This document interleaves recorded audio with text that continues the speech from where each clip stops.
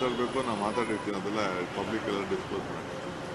Sir, ಇವತ್ತು ವಿರೋಧ ಪಕ್ಷದವರು ಪೂರ್ತಿ ಆರ್ ಅಶೋಕ್ ಅವರು ಹೇಳಿದ್ದಾರೆ ಸರ್, 36,000 ಕೋಟಿ ಟೆಂಡರ್ ಅಲ್ಲಿ 10,000 ಕೋಟಿ ಕಿಕ್ ಬ್ಯಾಕ್ ಪಡೆದಿದೆ ಸರ್ಕಾರ. ಅವ್ರಿಗೆ ಲಾರಿಲಿ ತುಂಬಿ ಕಳಿಸ್ಕೊಡೋಣ.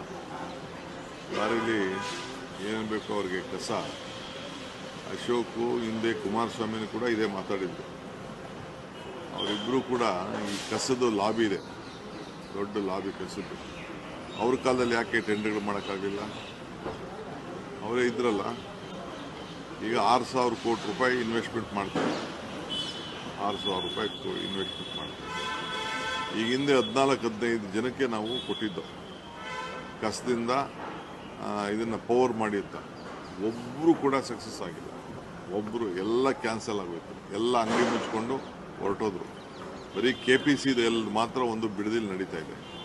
ಅವ್ರ ಗೌರ್ಮೆಂಟ್ ಇತ್ತಲ್ಲ. ಈಗ ನಾನು ಈ ಡಿಸಿಷನ್ ತೊಗೋಬೇಕಾದ್ರೆ ಡೆಲ್ಲಿಲಿ ಬಂದು ನೋಡಿದ್ದೀನಿ, ಹೈದ್ರಾಬಾದ್ನಲ್ಲಿ ಬಂದು ನೋಡಿದ್ದೀನಿ, ಚೆನ್ನೈಲಿ ಹೋಗಿ ನೋಡಿದ್ದೀನಿ, ಬೇರೆ ಬೇರೆ ಕಡೆ ಎಲ್ಲ ನೋಡಿದ್ದೀನಿ. ಇವತ್ತು 6,000 ಕೋಟಿ ರೂಪಾಯಿ ಅವ್ರು ಇನ್ವೆಸ್ಟ್ಮೆಂಟ್ ಮಾಡ್ತಾರೆ.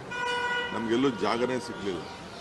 ನಾನು ಅದಕ್ಕೆ ಕೊನೆಗೆ ದೊಡ್ಡಬಳ್ಳಾಪುರದಲ್ಲಿ ಒಂದು ಜಾಗನ ಪರ್ಚೇಸ್ ಮಾಡಿದ್ವಿ. ಮೊದಲು ಯಾರು ತೆಗೆದುಕೊಂಡಿದ್ರು, NOC ಯಾರು ಇತ್ತು, ಅದನ್ನು ಪರ್ಚೇಸ್ ಮಾಡೋಕ್ಕೆ ಡಿಸಿಷನ್ ತೊಗೊಂಡಿದ್ವಿ.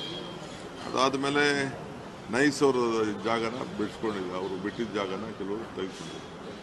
ಬೇಕಾದಷ್ಟು ಕಡೆ ಆಹ್ವಾನವನ್ನು ಮಾಡಿದ್ದೀನಿ, ನೀವು ಯಾರು ಜಮೀನು ಕೊಡೋಗಿದ್ರೆ ಮುಂದಕ್ಕೆ ಬನ್ನಿ ಅಂತ. ಯಾರೋ ಪಕ್ಕದಲ್ಲಿ ಕಸ ಹಾಕ್ಸ್ಕೊಳ್ಳೋಕೆ ಇಷ್ಟ ಇಲ್ಲ. ನಮ್ಮ MLAಗಳೇ 800 ಕೋಟಿ ರೂಪಾಯಿ ಅಷ್ಟು MLAಗಳ ಒತ್ತಡದ ಮೇಲೆ ನಾವು ಅವ್ರಿಗೆ ಈ ರೋಡು ಡೆವಲಪ್ಮೆಂಟ್ಗೆ, ಆ ಡೆವಲಪ್ಮೆಂಟ್ಗಿಂತ ಕ್ಷೇತ್ರಗಳಲ್ಲಿ ಕೊಡ್ತಾ ಇದ್ದೀವಿ. ನಿಂಬಾವಳಿಯವರನ್ನೇ 2-3 ಸತಿ ನಿಲ್ಲಿಸೇ ಬಿಟ್ಟಿದ್ರು. ಕಸ ಹಾಕ್ಸ್ಕೊಳ್ಳೋದೇ ನಿಲ್ಲಿಸ್ಬಿಟ್ಟಿದ್ರು. ಎಲ್ಲಿ ಹಾಕ್ಸ್ಕೊಳ್ತಾರೆ? ನಮ್ಮ ಕ್ಷೇತ್ರದಲ್ಲಿ ಯಾಕೆ ಹಾಕ್ತೀರಾ? ಹೊರಗಡೆ ಅವ್ರು ಹಾಕಿ ಅಂತ.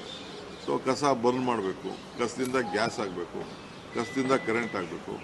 ಸೊ ಇವರು ಇವತ್ತೇನು ಈ ಅಶೋಕ್ ಮಾತಾಡ್ತಾ ಇದ್ದಾರಲ್ಲ, ಇವರೆಲ್ಲ ಆ ಗ್ಯಾಂಗ್ ಇದೆಯಲ್ಲ, ಆ ಗ್ಯಾಂಗ್ನ ಏಜೆಂಟಾಗಿ ಇವತ್ತು ಮಾತಾಡ್ತಾ ಇದ್ದಾರೆ. ನಾನೇ ಅವ್ರಿಗೆ ಇದನ್ನೆಲ್ಲ ಕೂತ್ಕೊಂಡು ಅವ್ರ ಹತ್ರನೇ ಚರ್ಚೆ ಮಾಡಿದ್ದೀನಿ.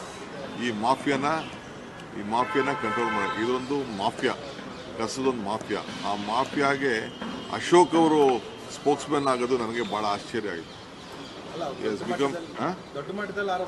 ಈಗ ಆಯಿತು, ಎಲ್ಲರೇ 36,000 ಕೋಟಿ, ಎಲ್ಲಿ 36,000 ಕೋಟಿ ಆಯಿತು. ಅವ್ರು ಯಾವ್ದು ಬೇಕಾದ್ರೂ ತನಿಖೆ ಮಾಡಿ, ಏನು ಬೇಕಾದ್ರೂ ಮಾಡಲಿ, ಎಲ್ಲಿ ಬೇಕಾದ್ರೂ ರಿಪೋರ್ಟ್ ಕೊಡಲಿ, ಯಾವ್ದಾದ್ರು ದೊಡ್ಡ ಏಜೆನ್ಸಿ ತಂದು ಮಾಡಲಿ. 36,000 ಬೇಡ, ಬರೀ 10 ಕೋಟಿ ರೂಪಾಯಿಂದ ಏನಾದ್ರು ಮಿಸ್ಯೂಸ್ ಆಗಿತ್ತು ಅಂದ್ರೂ ತನಿಖೆ ಮಾಡಿಸಿ. I am ready. ಅವ್ರಿಗೆ ಏನಪ್ಪ ಅಂದರೆ ನಾನು ಚೀಫ್ ಮಿನಿಸ್ಟರ್ ಆಗಿದ್ದು ಪಾಪ ಅವ್ರ ಕೈಲಿ ತಡ್ಕೊಳಕ್ಕಾಗ್ತಾ ಇಲ್ಲ. ಅವ್ರ ಪಾರ್ಟಿ ನನಗೆ ಏನೇನು ಆಗ್ತಾಯಿದೆ, ಅವ್ರ ಪಾರ್ಟಿಲಿ ಏನಾಗ್ತಾಯಿದೆ, ಬೇರೆ ಪಾರ್ಟಿಗಳಲ್ಲಿ ಏನಾಗ್ತಿದೆ ಅಂತ ನನಗೆಲ್ಲ ಗೊತ್ತಿದೆ. ಪಾಪ ಅವ್ರಿಗೇನು ಏನೇನು ಒತ್ತಡ ಇದೆಯೋ ಮಾತಾಡಿಸ್ತಾ ಇದ್ದಾರೆ. ಮಾತಾಡಿಸ್ಲಿಕ್ಕೆ ಏನು ತೊಂದರೆ ಇಲ್ಲ. ಅವರೇ ನನಗೆ ಅವರೆಲ್ಲ MLAs ಹೇಳಿದ್ದಾರೆ, ಟೆಂಡರ್ನ 10-12 ವರ್ಷದಿಂದ ಟೆಂಡರ್ ಕರೆಯಕ್ಕೆ ಬಿಡಲಿಲ್ಲ. ಕಸ ಇದನ್ನು ಮಾಡೋದು ಟೆಂಡರ್ ಕರೆಯೋಕ್ಕೆ ಬಿಡಲಿಲ್ಲ. ಬರೀ ಕೋರ್ಟ್ಗೆ ಹೋಗಿ ಕೋರ್ಟ್ ಅಲ್ಟಿಮೇಟ್ಲಿ ನೀವು ಸರ್ಕಾರ ಮಾಡ್ತಾ ಇರೋದು ಡಿಸಿಷನ್ ಕರೆಕ್ಟು ಅಂತ ತೀರ್ಮಾನ ಮಾಡಿದ್ರು. ಈಗೂ ಕೂಡ ತೀರ್ಮಾನ ಆಗಿದ್ರೂ ಕೂಡ ನನ್ನ ಗೌರ್ಮೆಂಟ್ ಇದನ್ನು ಸಿದ್ದರಾಮಯ್ಯ ಗೌರ್ಮೆಂಟಲ್ಲಿ ನಾನು ಮತ್ತೆ ಒಂದು ಕಮಿಟಿ ಫಾರ್ಮೇಷನ್ ಮಾಡಿಸಿ ತಿರ್ಗಾ ಎನ್ಕ್ವೈರಿ ಮಾಡಿ ಅಂತ ಹೇಳಿ. ಅದರಿಂದ ಅವರು ಮಾಡ್ತಾ ಇರೋದು ರಾಜಕೀಯ ಅಸೂಯೆ. ಅವ್ರ ಕೈಲಿ ತಡ್ಕೊಳಕ್ಕೆ ಆಗ್ತಾ ಇಲ್ಲ. ನಮ್ಮ ಸ್ಟೈಲ್ ಆಫ್ ಫಂಕ್ಷನಿಂಗ್ನ ಅವ್ರ ಕೈಲಿ, ನಮ್ಮ ಟ್ರಾನ್ಸ್ಪರೆನ್ಸಿನ ನೋಡಿಕೊಂಡು ಅವ್ರ ಕೈಲಿ ಡೈಜೆಸ್ಟ್ ಮಾಡ್ಕೊಳ್ಳೋಕೆ ಆಗ್ತಾ ಇಲ್ಲ. ಗೃಹಲಕ್ಷ್ಮಿ ಯೋಜನೆ ಬಹಳ ಚರ್ಚೆ ಆಗ್ತಾ ಇದೆ ಸರ್. ಮತ್ತೆ ಬೆಂಗಳೂರು ತಕ್ಷಣ